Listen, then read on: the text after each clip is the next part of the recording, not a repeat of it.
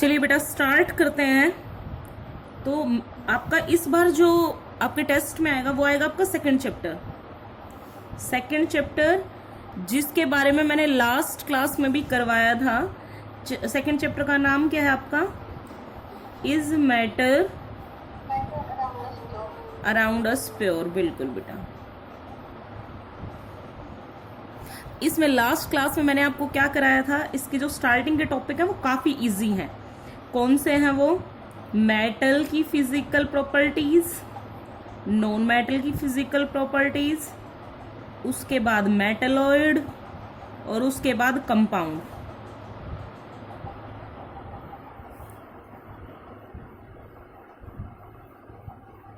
बहुत ही फटाफट इनके बारे में थोड़ा थोड़ा करा देते हैं।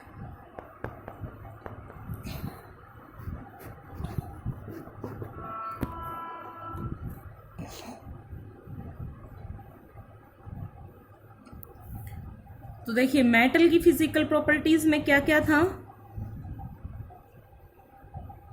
मेटल की फिजिकल प्रॉपर्टीज क्या बेटा? मैम शाइनी होते हैं।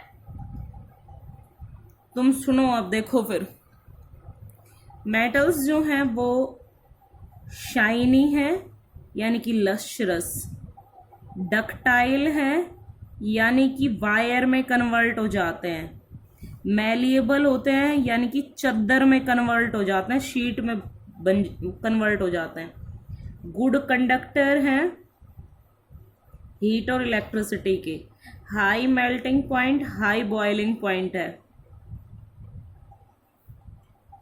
उसके साथ हाई डेंसिटी है,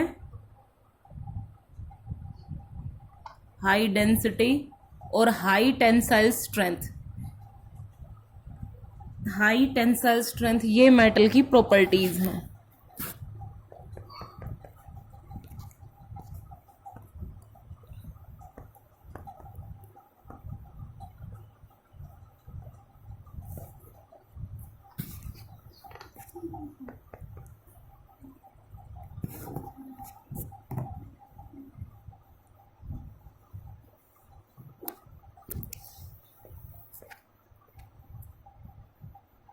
उसके बाद बारी आती है मेटल के यूजेस।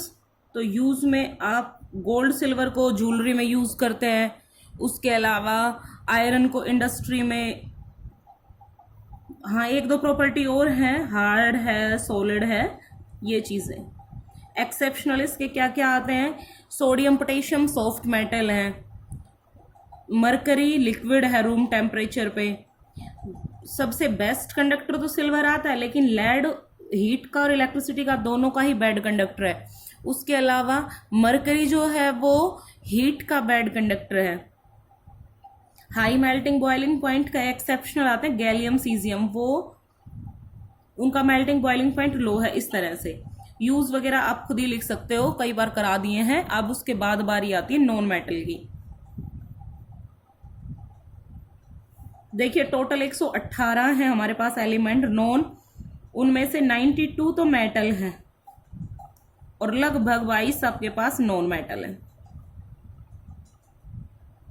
22 नॉन मेटल में आपके पास 10 सॉलिड हैं, 11 गैस हैं और 1 लिक्विड है। ये आपके पास नॉन मेटल्स आते हैं। अब बारी आती है इन नॉन मेटल्स की physical properties. In non metals की फिजिकल प्रॉपर्टीज तो नाम से क्लियर है, जो मेटल नहीं है वही नॉन मेटल हुआ। तो फिजिकल प्रॉपर्टीज में आता है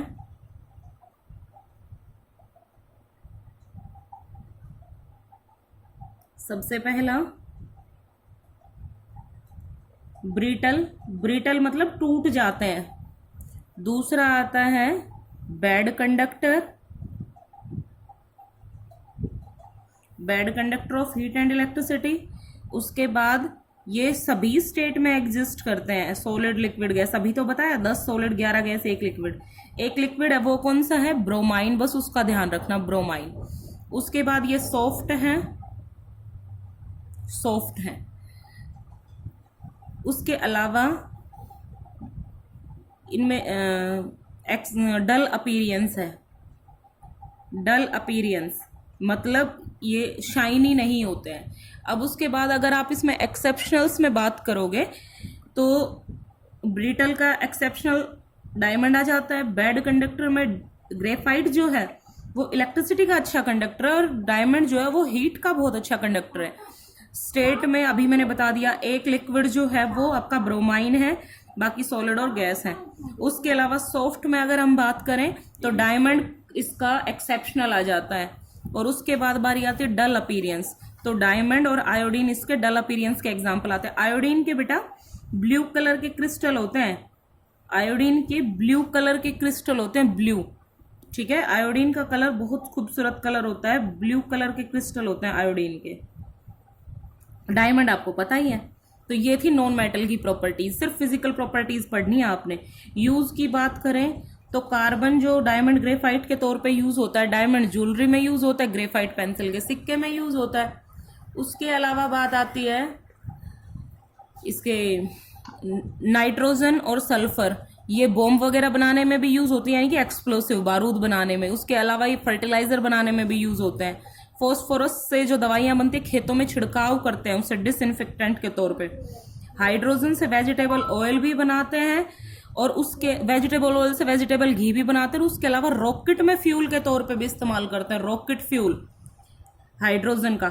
ऑक्सीजन का यूज ब्रीदिंग में करते हैं, सांस लेने में। क्लोरीन का यूज वाटर के जर्म्स मारने में करते हैं। ये नॉन मेटल था। उसके बाद मेटलॉइड,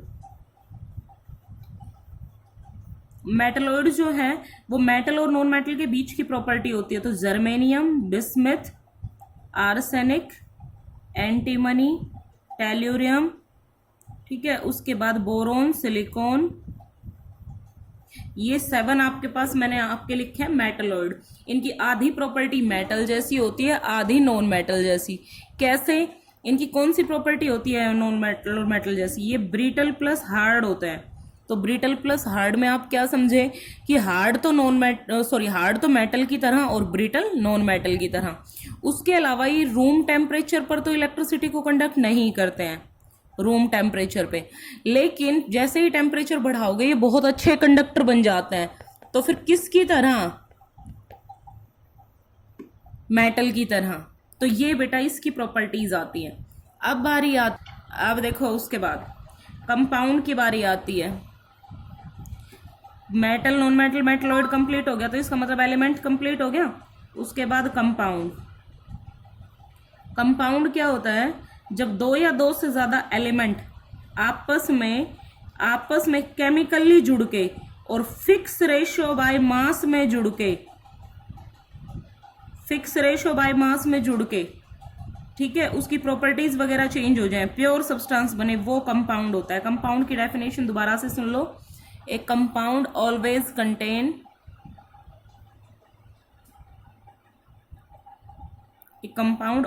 contain same element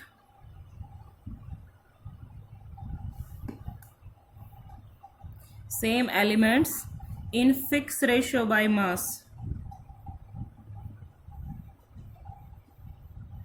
एक कंपाउंड में हमेशा वही एलिमेंट होते हैं, ठीक है, फिक्स रेशियो बाय मास। जैसे यहां देखो वाटर फॉर्म किया तो एक हिस्सा हाइड्रोजन का और 8 हिस्से ऑक्सीजन के लगाए। कैसे पता चला? हाइड्रोजन का मास कितना होता है? 2। ऑक्सीजन का मास कितना होता है? 16। तो हाइड्रोजन का 2 शेयर और ऑक्सीजन के 16 शेयर आपस में मिलाओगे। हाइड्रोजन का 1 होता है मास, तो 2 हाइड्रोजन का मिलके 2 हो गया ना, H2O। तो 2 इसके 16 इसके कट गया, तो 1:8 में जब जुड़ेगा हाइड्रोजन ऑक्सीजन, यानी कि हाइड्रोजन 1 ग्राम है तो ऑक्सीजन 8 ग्राम, तब जाके वाटर बनेगा, ठीक है। और चाहे कहीं भी दुनिया में कहीं का भी पानी हो, वो इसी रेशियो में जुड़ेगा, और कहने का मतलब फिर उसमें तभी जाके वाटर बनेगा। अगर रेशियो चेंज हो गया तो वो वाटर नहीं बनेगा, कुछ और बन जाएगा। ये था कंपाउंड। अब उसके बाद बारी आती है मिक्सचर की। कंपाउंड की प्रॉपर्टीज सुन लो। फिक्स मेल्टिंग बॉइलिंग पॉइंट होता है, हमेशा सेम रेशियो में जुड़ेंगे। प्योर सब्सटेंस होते हैं, हमेशा होमोजीनियस होते हैं, ठीक है, प्योर होते हैं। ये कंपाउंड्स की प्रॉपर्टीज है। अब मिक्सचर कंपाउंड का उल्टा, 2 या 2 से ज्यादा सब्सटेंस किसी भी रेशियो में, in any ratio, when 2 or more than 2 substance combine together in any ratio mechanically, mechanically का मतलब है कि मशीनों से ही मिला है, बस ऐसे फिजिकली मिला है, उनकी कोई रिएक्शन नहीं हुई है, तो वो मिक्सचर होता है। मिक्सचर की प्रॉपर्टीज सारी कैसे चेंज हो जाएंगी? इम्प्योर सब्सटेंस होगा, उसके अलावा उसका मेल्टिंग बॉइलिंग पॉइंट जो है वो फिक्स नहीं होगा। इम्प्योर है, मेल्टिंग बॉइलिंग पॉइंट फिक्स नहीं है, नॉट फिक्स। होमोजीनियस हेट्रोजीनियस दोनों तरह से हो सकता है। ये सब कुछ मिक्सचर की प्रॉपर्टीज आती हैं।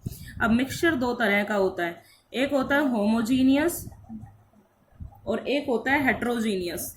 होमोजीनियस मिक्सचर क्या होता है? जिसमें सारे में एक सार मिला हो। सारे में एक सार का मतलब है, होमोजीनियस का मतलब सारे में एक सार। एक सार का मतलब क्या है कि यूनिफॉर्मली सारे में कंपोजिशन एक जैसी हो। जैसे पानी में नमक मिला है तो यहाँ पे भी उतना ही मिला है, यहाँ पे भी उतना ही मिला है, वो तो होता है होमोजीनियस। और हेट्रोजीनियस क्या होता है? कहीं कम कहीं ज्यादा मिला हो, यानी कि नॉन यूनिफॉर्मली मिक्स हो, तो वो होता है हेट्रोजीनियस। अब हेट्रोजीनियस में ना आपको अलग अलग, जैसे पानी में रेत मिला है तो नीचे ये रेत ज्यादा होता है, ऊपर वाले पोर्शन में कम होता है। तो ये जो है हेट्रोजीनियस में यूनिफॉर्म कंपोजिशन नहीं होती है, कहीं कम कहीं ज्यादा होता है। उसके अलावा होमोजीनियस जो है उसमें कहीं पे भी आपको बाउंड्री नजर नहीं आती है, जबकि हेट्रोजीनियस में आपको बीच में बाउंड्री ऑफ सेपरेशन नजर आता है। उसके अलावा होमोजीनियस सारा का सारा एक ही फेज में होगा, या तो सारा लिक्विड होगा या सारा सॉलिड होगा, ऐसे फेज एक ही होगा। जबकि हेट्रोजीनियस में कहीं लिक्विड कहीं सॉलिड ऐसे भी मिल सकता है आपको, ऐसे भी मिलेगा। तो कहने का मतलब ये है आपका होमोजीनियस, ये है आपका हेट्रोजीनियस। अब बारी आती है हाँ जी, होमोजीनियस में जो टाइप आता है वो है एक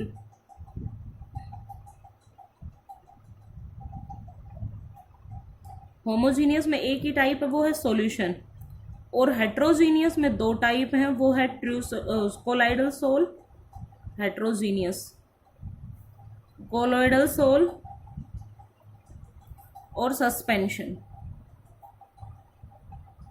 हाँ जी, अब हमें सिर्फ सॉल्यूशन देखना है। तो देखिए सॉल्यूशन क्या होता है, ये तो हमें बता ही दिया, होमोजीनियस मिक्सचर होता है और मिक्सचर में रिएक्शन होती नहीं है, ये भी हमें पता है।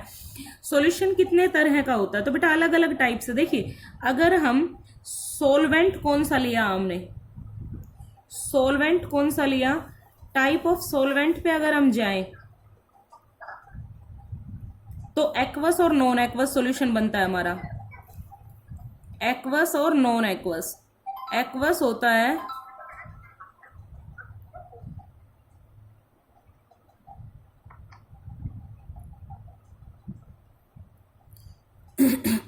एक्वस होता है जो जिसमें पानी यानी कि water as a solvent work कर रहा हो, और नॉन एक्वस होता है जिसमें वाटर एज अ सॉल्वेंट ना हो, उसके अलावा कोई और हो सकता है। तो देखिए नॉन एक्वस का एग्जांपल हमने कराया आपको tincture of iodine. Tincture of iodine होता है, टिंक्चर ऑफ आयोडीन, ये सेवलोन वगैरह आता है ना, डिटॉल सेवलोन, उसमें आता है ये। और एक्वस सॉल्यूशन में जैसे नींबू पानी बनाते हो आप, तो कोल्ड ड्रिंक वगैरह आते हैं, उसमें एक्वस सॉल्यूशन होता है, पानी एज अ सॉल्वेंट होता है। नेक्स्ट आता है नंबर ऑफ सोल्यूट के ऊपर, कि देखिए सॉल्वेंट तो एक ही होगा, सोल्यूट चेंज हो सकते हैं। तो बाइनरी, बाइनरी का मतलब होता है बाई मतलब दो, दो ही पार्ट हो, तो एक सॉल्वेंट हो गया एक सोल्यूट हो गया। टर्नरी, टर्नरी क्या होता है जिसमें एक सॉल्वेंट हो और दो सोल्यूट हो। क्वाडनरी, क्वाडनरी में चार फेज हो गए, तो चार फेज में एक तो आपका सॉल्वेंट होगा, तीन आपके सोल्यूट हो गए। ये आपका टाइप ऑफ सोल्यूट के ऊपर आता है। नेक्स्ट आता है सोल्यूट का अमाउंट कितना है, सोल्यूट के अमाउंट के ऊपर, तो ये आपका सैचुरेटेड, ये अनसैचुरेटेड, और तीसरा आता है आपका सुपर सैचुरेटेड। तो सैचुरेटेड होते हैं जिनमें और सोल्यूट अब ना घुल सके, जितना घुलना था वो घुल चुका है, तो वो सैचुरेटेड। टेम्परेचर कांस्टेंट होना चाहिए पर अनसैचुरेटेड होता है जिसमें अभी और वैकेंट स्पेस बाकी है, जिसमें और सोल्यूट घुल सकता है। और सुपर सैचुरेटेड होता है जिसमें घुलना था उससे भी ज्यादा घुला हुआ है। ऐसा कैसे हो सकता है? एक बार बेटा हीट करके ज्यादा सोल्यूट घोल दो, उसके बाद उसको वापस कूल करके वापस उसी स्टेट में वापस ले आओ, तो उसमें सोल्यूट जितने प्रेजेंट होने चाहिए उससे भी ज्यादा सोल्यूट प्रेजेंट है। तो ये अच्छा, हीट करने पर क्या होगा? हीट करने पर सुपर सैचुरेटेड तो है, सैचुरेटेड बन जाएगा हीट करने पर, और सैचुरेटेड बिकम अनसैचुरेटेड। तो हीट करने पर जब ऐसा होगा तो कूल करने पर वापस हो जाएगा। हीट करने पर ऐसे होगा कि super saturated become saturated and saturated become unsaturated. तो कूल करने पर ये उल्टा हो जाएगा। उसके बाद बारी आती है, नेक्स्ट आता है, ये सब टाइप ऑफ सॉल्यूशन चल रहे हैं। नेक्स्ट आता है कि आपने फिजिकल स्टेट कौन कौन सी ली है। फिजिकल स्टेट, उसके आधार पर आपके 9 तरह के सॉल्यूशन होते हैं। एक तो सॉलिड सॉल्यूशन, उसमें 3 पार्ट होते हैं। कौन कौन से? एक बार सॉलिड में सॉलिड डाला, एक बार लिक्विड डाला, एक बार गैस डाला। लिक्विड सॉल्यूशन, उसमें फिर से 3 हो गए, लिक्विड में सॉलिड लिक्विड गैस। और एक गैसियस सॉल्यूशन, उसमें फिर से 3 हो गए, सॉलिड लिक्विड गैस। इनके एग्जांपल्स मैं कई बार करा चुकी हूँ, वैसे भी आप खुद भी कर सकते हैं इतना तो सॉलिड में सॉलिड अलोय कलर्ड ग्लास आ जाते हैं, सॉलिड में लिक्विड जेल आ जाता है, सॉलिड में गैस। देखिए गैस तो कहीं पे भी जाएगी फॉर्म बनाएगी, एज अ सोल्यूट कहीं जाएगी तो वो फॉर्म बनाएगी। उसके बाद लिक्विड में सॉलिड का एग्जांपल नींबू पानी आ जाता है। लिक्विड में अल्कोहल में पानी मिलाते हैं, सिरके में पानी मिलाते हैं, वो सब आ जाता है। और लिक्विड में गैस, यानी कि जो कोल्ड ड्रिंक्स वगैरह आती हैं वो आ जाती हैं। उसके बाद बारी आती है गैस की। तो गैस में गैस का एग्जांपल आता है,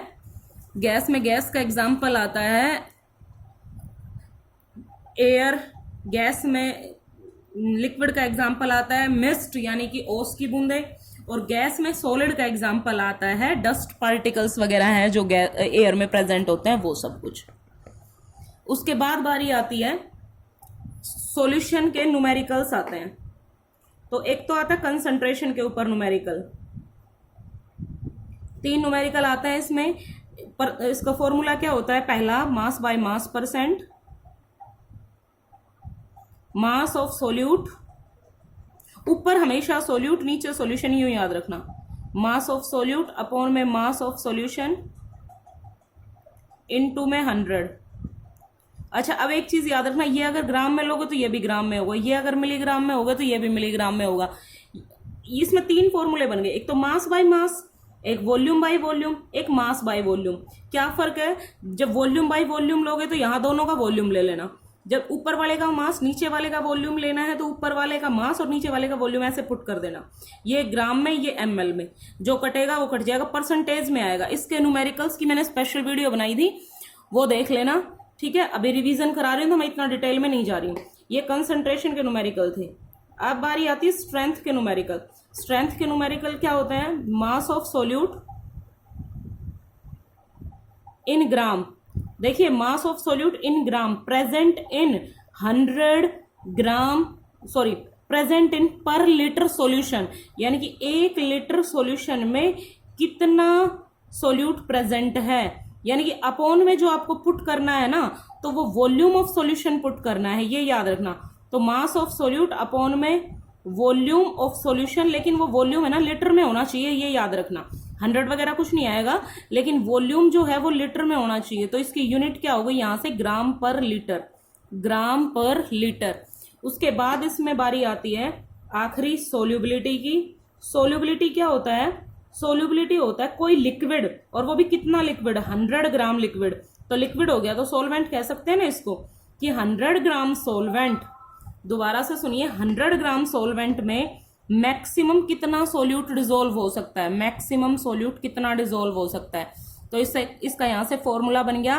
देखो, सोल्वेंट भी है, सोल्यूट भी है, 100 ग्राम भी है, बस इन्हीं में से फॉर्मूला बना लो। तो सोल्यूबिलिटी हो गया आपके पास, solubility is equal to mass of solute,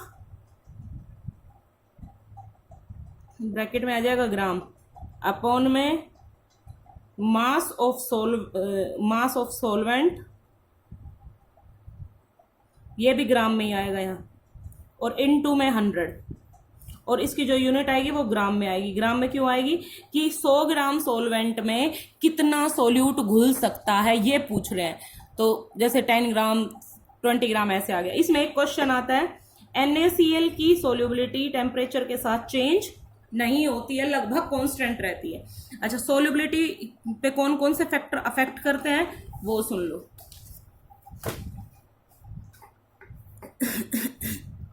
तो देखिए सोल्यूबिलिटी पे कौन कौन से फैक्टर अफेक्ट करते हैं।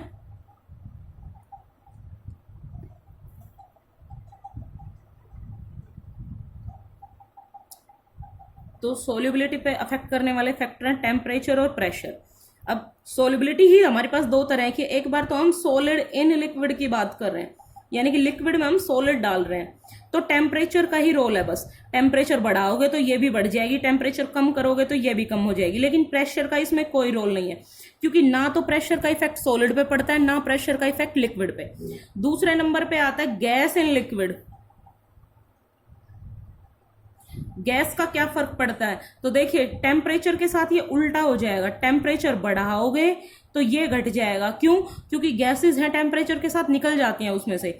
लेकिन प्रेशर का इफेक्ट पड़ता है, प्रेशर का कैसे, प्रेशर बढ़ाओगे तो सोल्यूबिलिटी भी बढ़ जाएगी। यहां तक आपका कंप्लीट हो गया है। नेक्स्ट यानी कि कल मैं कराऊंगी आपको कोलोइडल सोल और सस्पेंशन और सेपरेशन टेक्निक, 3 चीजें, उसका रिवीजन इसी टाइम ध्यान रखना, ठीक है। ये 3 टॉपिक का रिवीजन कराना है, इसी टाइम कराऊंगी। अपनी स्ट्रेंथ जितनी रखोगे उतनी आपकी बात बन जाएगी। आज के लिए इतना ही।